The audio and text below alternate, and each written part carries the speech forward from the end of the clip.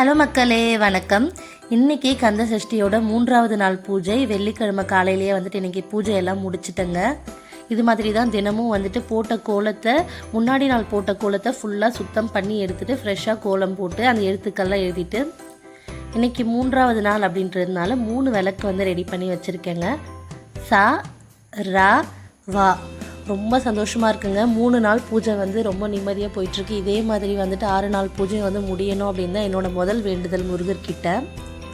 அதுக்கப்புறம் பார்த்திங்கன்னா பூஜை ரூமில் இந்த மாதிரி ஒரு பாத்திரத்தில் கண்டிப்பாக தண்ணி வைக்கணுங்க. நீங்கள் வெறும் தண்ணி வச்சாலும் பரவாயில்ல, தண்ணியில் பூ போட்டு வச்சாலும் பரவாயில்ல.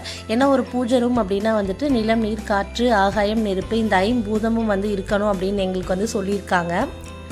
ஸோ இதில் நிலமும் ஆகாயம் காற்று இது 3 இயற்கையாக தன்னாலேயே இருக்கும். நெருப்பு நம்ம விளக்கு வைக்கிறோம் இல்லையா, தீபம் ஏற்றுறோம். ஸோ அது ஒளியின் தீபமாக நெருப்பு இருக்கும். அப்போ தண்ணி நம்ம கண்டிப்பாக ஒரு பாத்திரத்தில் வைக்கணும் அப்படின்னு எங்களுக்கு வீடு கொடுத்தனம் போகும்போது சொல்லி கொடுத்தாங்க. அன்னையிலேருந்து நான் தினமும் ஏதாச்சும், அதாவது ஒரு எச்சில் படாமல் ஒரு பாத்திரம் அதுக்குன்னே வச்சு தினமும் அதில் தண்ணி மாற்றி வைக்கணுங்க. இன்றைக்கி முருகருக்கு பிரசாதமாக நான் வெண்பொங்கல் தாங்க பண்ணேன். ஸோ அடுத்து இந்த கந்த சஷ்டி எதனால் நம்ம எடுத்தோம் அப்படின்றதுலாம் நான் நெக்ஸ்ட்டு வீடியோவில் ஷேர் பண்ணுறேங்க.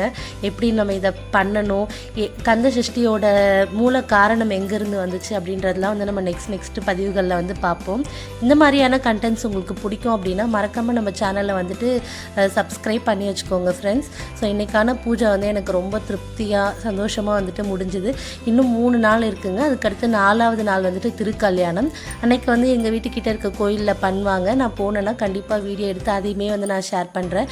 எல்லாருமே உங்கள் விரதத்தை சிறப்பாக இருங்க. நன்றி.